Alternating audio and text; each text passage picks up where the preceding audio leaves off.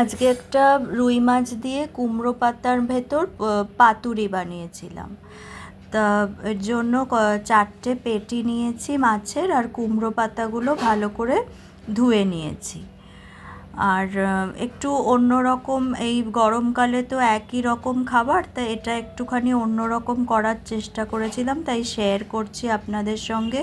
একটু ধনে, একটু সাদা সর্ষে, একটু জিরে, কাজু বাদাম নিয়েছি, আর একটু রসুনের কোয়া। এগুলোকে ভালো করে একটু মিক্সার গ্রাইন্ডারে এগুলোকে গ্রাইন্ড করে নেব। একটু রসুন, একটু ধনে, একটু জিরে, সাদা সর্ষে আর কাজু বাদাম, এগুলোকে গ্রাইন্ড করে নিয়ে এই কুমড়ো পাতার মধ্যে একটু নুন, হলুদ, সর্ষের তেল দিয়ে মাখিয়ে, এই রুই মাছের পেটি গাদা নিলেও কোনো অসুবিধা নেই, এগুলোকে ভালো করে সাদা সর্ষেটা একটু বেশি নিলে ভালো, পাতুরিতেও সর্ষে দিয়েই হয়, একটু ঝাঁঝটা বেশি হলে ভালো লাগবে। ওই জন্য এগুলোকে ভালো করে একটু গ্রাইন্ড করে একটু হলুদ দেব, রঙটা একটু ভালো হবে হলুদে। এগুলোকে ভালো করে একটু নুন দিয়ে এটাকে, আর একটু কাঁচা লঙ্কা দেব, দিয়ে এটাকে ভালো করে গ্রাইন্ড করে নেব।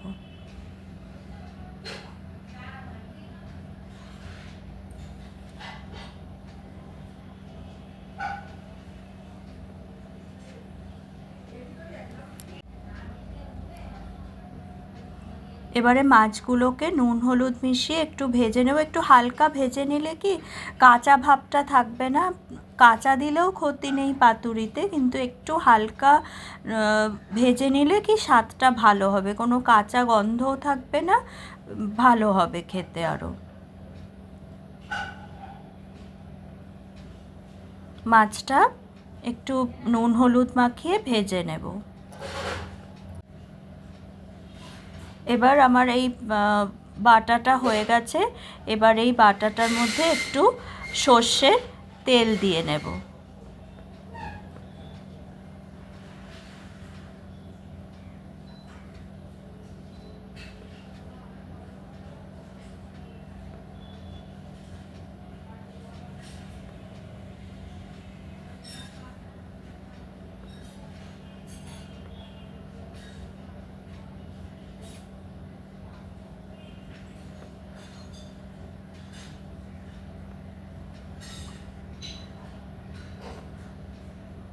একটু সর্ষের তেল ভালো করে দিয়ে নেব। এবার এগুলো পাতাগুলোর মধ্যে এই পেস্টটা ভালো করে, এই বাটাটা লাগিয়ে নেব সুন্দর করে। কিছুই না, এবার লাগিয়ে এবার ভাজা মাছটা এর মধ্যে দিয়ে মুড়ে হালকা তেলে, হালকা সর্ষের তেলে ভেজে নেব। আর এটা কোনো সুতো দিয়ে বাঁধারও দরকার নেই, এগুলো সুন্দর মুড়ে যায়।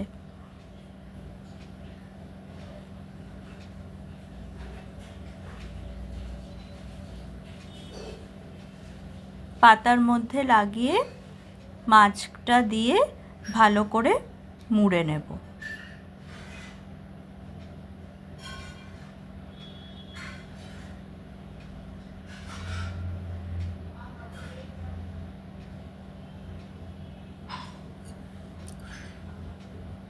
আমি সব পাতাগুলো আগে এগুলো মাখিয়ে নিচ্ছি, তারপরে একটা একটা করে মাছ ফোল্ড করে তারপরে মাছগুলোর মধ্যে আমি লাগিয়ে মাছগুলো এর মধ্যে দিয়ে ফোল্ড করব।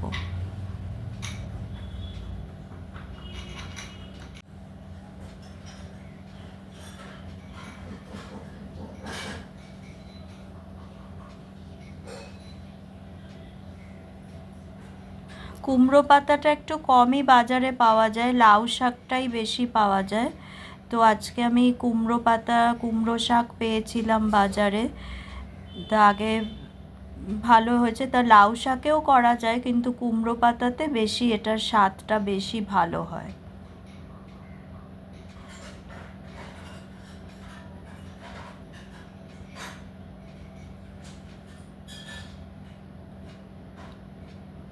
এবারে যে কটা পাতা আমার লাগবে আমি সব কটার মধ্যে করে নিয়েছি পাতাগুলোর মধ্যে। এবারে এর মধ্যে আমি মাছটা দিয়ে নেব। মাছগুলো ভাজা করে নিয়েছি। এবারে এই ভাজা মাছটা এইভাবে দিয়ে পাতা আর তার উপরে আরেকটা পাতা দেব। এবার এরম 4-5টা পাতা দিয়ে ফোল্ড করে নেওয়া যায়। দুটো পাতা দেব, 2, 3, 4 যে কটা পাতা দিয়ে ফোল্ড করে নিলেই হলো, কোনো বাঁধার দরকার নেই, এগুলো এমনিই আটকে থাকে। আমার ভিডিওগুলো একটু ইলাবোরেট হয় কারণ আমি একটু ভালো করে বেশি করে দেখাই। এরম 3-4 যে শুধু 2টো পাতা না, 4-5টা পাতা দিয়েও এটা করা যায়। কলা পাতাতে করলে কি পাতাগুলো ফেলে দিতে হয়, আর কুমড়ো পাতাতে করলে পাতাগুলোও খেতে খুব ভালো হয়। এরকম 2, 3, 4, 5টা পাতা দিয়েও যদি মশলাটা বেশি থাকে তো অনেকগুলো পাতাতেও ফোল্ড করে দিলে খেতে খুব ভালো হয়। এই যে এরকম 2, 3, 4 পাতাতেও করে এটাকে খাওয়া যায়, মানে পাতাগুলো তো ওয়েস্ট হবে না, পাতাগুলোও খেয়ে নেওয়া যায়, খুব ভালো হবে খেতে। এই যে ডগাটা কুমড়ো পাতার ওটাও এর মধ্যে দিয়ে দিলে মানে খেতে খুবই ভালো লাগে। এটা গরম ভাতে এটা করবেন আপনারা, দেখবেন এটা খুব ভালো লাগবে খেতে। এইভাবে এইরকমভাবে সব কটা মাছ করে ফ্রাইং প্যানে হালকা একটু সর্ষের তেল দিয়ে একটু পোড়া পোড়া করে একটুখানি ভেজে নিতে হবে। একটু কালো কালো করে একটু পোড়া পোড়া করে ভেজে নেব। একটু উল্টে দিতে হবে। আঁচটা একটু কমিয়ে কমিয়ে করলে ভালো হয়। ভেতরটা তো এমনি মাছটা ভাজাই আছে, এই জন্য কি মাছটা ভেজে নিলে সুবিধা হয়। আর কাঁচা মাছ হলে কি অনেকটা টাইম লাগবে।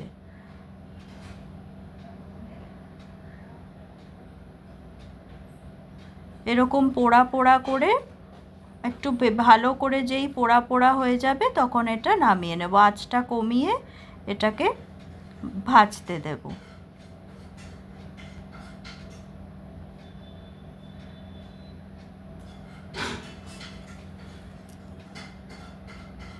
এবারে পোড়া পোড়া হয়ে গেছে, এবার এটাকে বন্ধ করে, এবারে এটা হয়ে গেছে একদম। এবার এটা নামিয়ে সুন্দর করে একটু সাজিয়ে পরিবেশন করব। এটা গরম ভাতে খেতে খুব ভালো লাগে। এই যে একটুখানি কুমড়ো পাতার মধ্যেই এটাকে সাজিয়ে নিয়েছি। এটা হলো কুমড়ো পাতার মধ্যে রুই মাছের পাতুরি। এটা আপনারা বানাবেন এই গরমকালের, রোজ একঘেয়ে পটলের তরকারি, ঝিঙে, এঁচোড় এগুলো না করে এটা একটু ট্রাই করবেন, ভালো লাগবে। এটা পুরোটাই খাওয়া যায়। কলা পাতার মধ্যে হলে কি কলা পাতাটা ফেলে দিতে হয়, এটা পুরোটাই খাওয়া যাবে। এটা অবশ্যই ট্রাই করবেন।